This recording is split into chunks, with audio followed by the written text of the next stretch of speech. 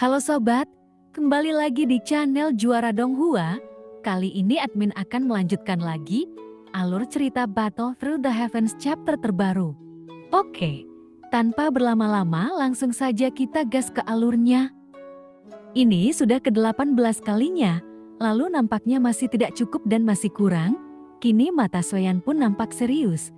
Saat ini, ramuan dalam kuali obat bergetar hebat dan tampaknya telah mencapai batasnya. Tapi saat ini, Sioyan sedang menjalankan kekuatan hati api dengan gila-gilaan, kemudian menstabilkan secara paksa ramuan dalam kuali obat. Dan terlihat Sioyan sedang menyempurnakan bahan obat seperti orang gila, karena dia harus terus melakukan pemurnian dalam waktu yang sangat singkat. Jika begitu kesempatan untuk pemurnian terlewatkan, maka akan semakin lama waktunya dan peluang keberhasilan pemurnian juga lebih kecil.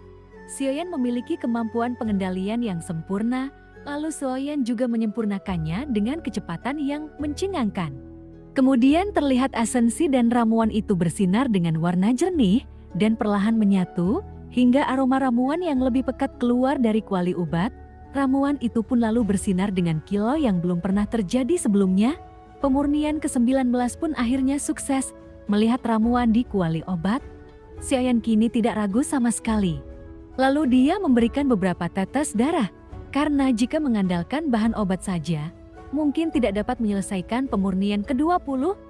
Sioyan tahu pemurnian ke-20 ini, jika berhasil ini akan menjadi perubahan kualitatif untuk ramuan ini. Esensi yang dimurnikan lalu dicampur dengan esensi darah Sioyan, dan ia mulai menggabungkan dengan ramuan di kuali obat. Pada saat itu terjadi sentuhan, kuali obat mulai bergetar hebat, dan nyala api juga mulai tidak terkendali.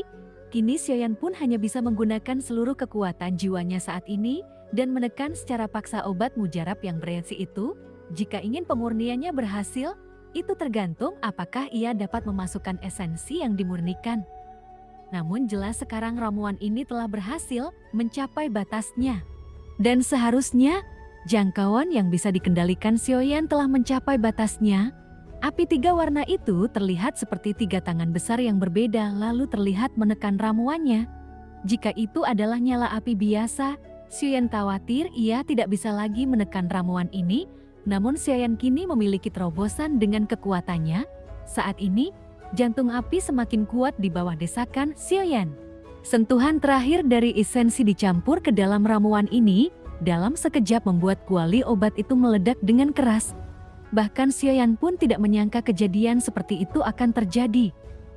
Namun pada saat kuali obat terlempar, Sioyan segera mengendalikan apinya dan melindungi ramuan dalam kuali obat lapis demi lapis.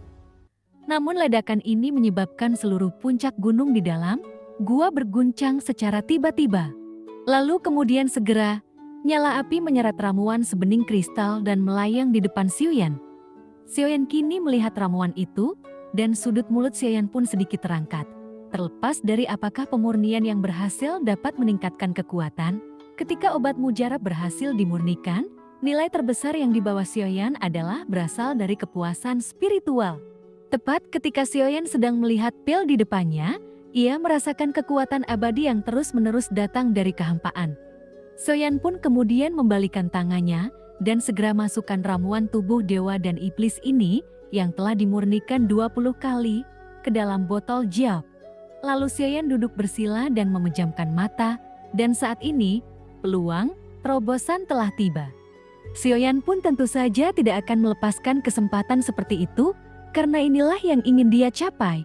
Saat ini Sioyan memiliki semangat dunia yang besar, karena sebagai reinkarnasi dari Yang Maha Esa, ia memiliki semangat mutlak dunia dan ditambah alam sejati Suanyin hadiah dari Chen Xianyuan. Keberuntungan Sioyan ini tidak dapat diukur dan ia sangatlah beruntung. Itu juga membuat Sioyan tidak peduli jika dia akan terus berlatih, karena dengan itu, jika ia ingin melakukan apapun, akan membuatnya lebih lancar. Dan hebatnya Sioyan, semua keinginannya dirinya sendiri yang mengurusnya. Terobosan abadi kaisar yang dibutuhkan adalah energi dunia, dan ketika Sioyan tidak kekurangan energi dunia, jati yang dibutuhkan adalah pemahaman yang jelas tentang dunia. Jika dia ingin melakukan dengan caranya sendiri, maka ia harus melihat lebih lanjut dan belajar memahami lagi Hanya dengan begitu ia dapat menemukan peluang, dan dengan demikian dapat mencapai terobosan yang diinginkan. Pada saat ini, kekuatan abadi melonjak dari kehampaan, dan itu mulai membasuh daging dan darah Sioyan. Kekuatan keabadian tidak hanya ada di hati, namun telah menyebar ke seluruh tubuh, dan ada di meridian dan tulang. Alasan mengapa semakin kuat? Karena yang abadi akan semakin sulit untuk melenyapkannya sepenuhnya. Jika dalam keadaan hanya tersisa sepotong daging pun masih akan ada kesempatan untuk menghidupkannya kembali. Untuk melenyapkan orang kuat abadi dari langkah ke-9, maka harus dihilangkan terobosannya untuk bisa menghindari masalah di masa depan. Namun hal itu tidak berjalan semulus yang dibayangkan. Dalam kesadaran Sioyan memasuki keadaan kebingungan. Ia merasakan kadang sadar dan kadang buram, lalu itu bahkan membuatnya merasa seperti sedang dalam sebuah perjuangan untuk hidup. Saat ini Sioyan merasa telah menghabiskan waktu yang sangat lama. Saat ini, dia seperti setetes air di lautan, karena tidak ada kesadaran, tidak ada tujuan, dan seolah menyatu terserap olehnya. Jiwa Sioyan pun seolah sudah tidak ada lagi saat ini. Inilah asal mulanya kesadaran Sioyan berada dalam kebingungan. Sioyan tidak tahu sudah berapa lama berlalu, kemudian dia hanya bergumam, apakah sebuah terobosan itu juga merupakan pencerahan dari langkah 9 yang dijanjikan. Namun dalam terobosan ini, Sioyan juga melihat beberapa orang dengan level yang lebih tinggi. Tapi itu juga lumrah, karena adanya kebiasaan tersebut sepertinya itu adalah aturan yang tidak pernah Sioyan perhatikan. Terobosan ke langkah ke-9 keabadian kaisar itu mungkin akan membawa Sioyan selangkah lebih dekat menuju keabadian ilahi. Sioyan bergumam, kekuatan saya semakin kuat dan kuat, tapi masalahnya terdapat banyak. Jadi apakah mereka akan saling menjauh? Sioyan punya firasat buruk di hatinya. Dan perasaan ini memaksanya untuk bersemangat menerobos, karena dia telah mencari kekuatan berbeda dari yang lain.